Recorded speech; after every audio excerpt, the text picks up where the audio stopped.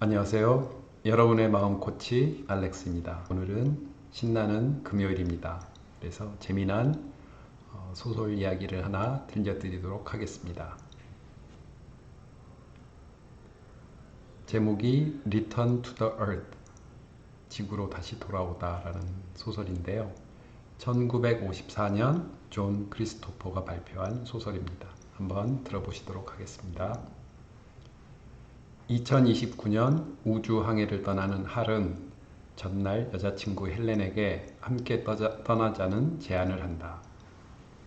우주 여행자에게는 10년이 걸리는 여행이지만 지구의 시간은 더 빨라서 100년의 시간이 흐른다고 했다. 할이 지구에서 돌아오면 여자친구 헬렌은 이미 지구에 존재하지 않고 그녀의 손자나 손녀가 있게 되는 것이다. 할은 사랑하는 연인에게 함께 가자고 했다. 하지만 헬렌은 답답한 우주선이 싫다고 함께 가기를 거절한다. 그 대신 그녀는 자신의 연구소에서 비밀리에 진행하는 연구 결과와 새로운 계획에 대한 이야기를 해주었다.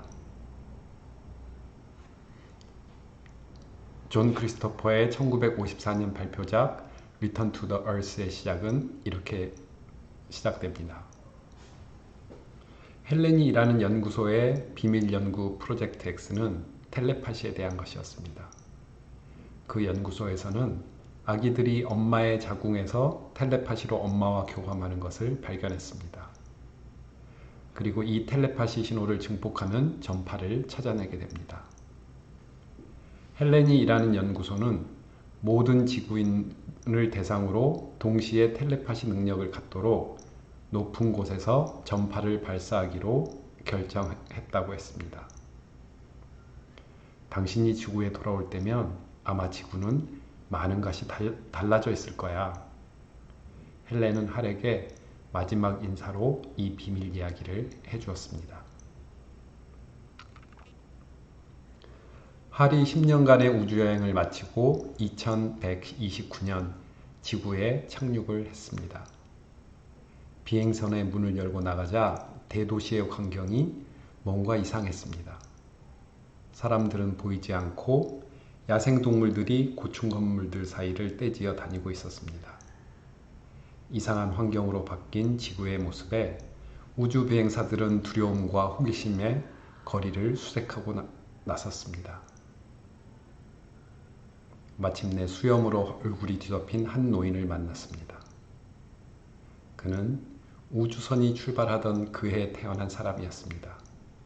그에게 100년 동안 지구에서 어떤 일이 일어났는지 이야기를 듣게 되었습니다.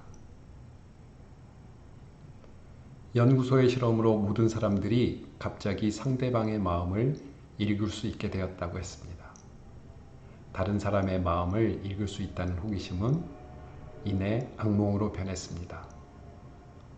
상대방의 온갖 끔찍한 생각까지도 읽을 수 있게 된 것입니다. 상대방의 저주, 욕설, 터무니없는 생각을 읽을 수 있게 된 사람들은 더 이상 다른 사람을 믿을 수 없게 되었습니다. 연인을 믿을 수 없게 되고 자식을 믿을 수 없게 되었습니다. 새로 태어난 생명들은 다른 사람 깊은 속 마음을 알고 그 고통으로 청소년기에 모두 자살을 했다고 합니다. 사람들은 서로 결혼도 하지 않게 되자 결국 더 이상 새로운 생명이 태어나지 않게 되었습니다. 네, 다소 황당한 소설이죠. 2년 전에 개봉했던 완벽한 타인이라는 영화가 생각나기도 하는데요.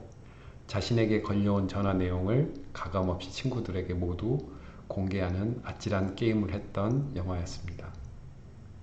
사람들 마음속에는 미움, 원망, 사랑, 시기심, 분노 등 다양한 감정이 뒤섞여 있습니다. 어떤 사람은 텔레파시가 필요 없을 정도로 적나라하게 자신의 감정을 솔직하게 드러내기도 합니다. 우리가 정제되지 않은 감정을 쏟아내고 그 감정을 또 맨몸으로 받아들이면 우리는 서로 상처를 주고받으며 시들어가게 됩니다. 마치 이 소설에서 텔레파시가 가능한 사람들처럼 인류가 서로 혐오하며 절멸할 수도 있을 것입니다. 그럼 자기 자신의 감정을 솔직하게 표현하면 안 되는 것일까요? 네, 아주 위험하다고 볼 수 있죠. 그래서 자기 자신의 감정을 표현하는 게 그래도 상당히 중요한 일이죠. 그럼 어떻게 자기 자신을 솔직하게 표현을 하고 다른 사람에게 이 소설에 나온 것처럼 해롭지 않은 방법은 없을까요? 올해 초에 제가 한 연극 공감 포럼에 참여를 했었는데요. 그때 원성원 대표님이 이런 말씀을 해주셨습니다. 자기 자신에게는 솔직하고 다른 사람에게는 정직해라. 다른 사람에게 솔직하면 삶이 지옥 같을 것이다. 솔직해지는 건 자기 자신이어야 한다. 예, 지옥 같다라는 표현을 썼는데요. 마치 이 소설의 내용과 같을 겁니다. 자기의 모습을 과감하게 상대방에게 모두 표출을 한다면 아마 지옥 같겠죠. 그럼 어떻게 하면 자기 자신을 솔직하게 표현할 수 있을까요? 원성현 대표는 자기 자신에게 어떤 금기도 없이 솔직하게 표현했을 때 우리는 다른 사람에게 정직해 줄 수 있다라고 했는데요.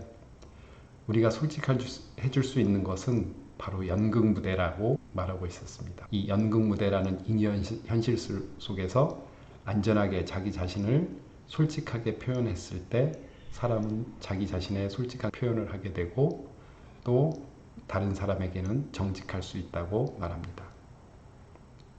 여러분은 어떻게 생각하시나요? 여러분은 자기 자신을 솔직하게 표현할 수 있는 공간을 갖고 있나요? 네, 솔직함과 정직함 이 두 가지에 대해서 한번 생각해 보는 소설이었습니다.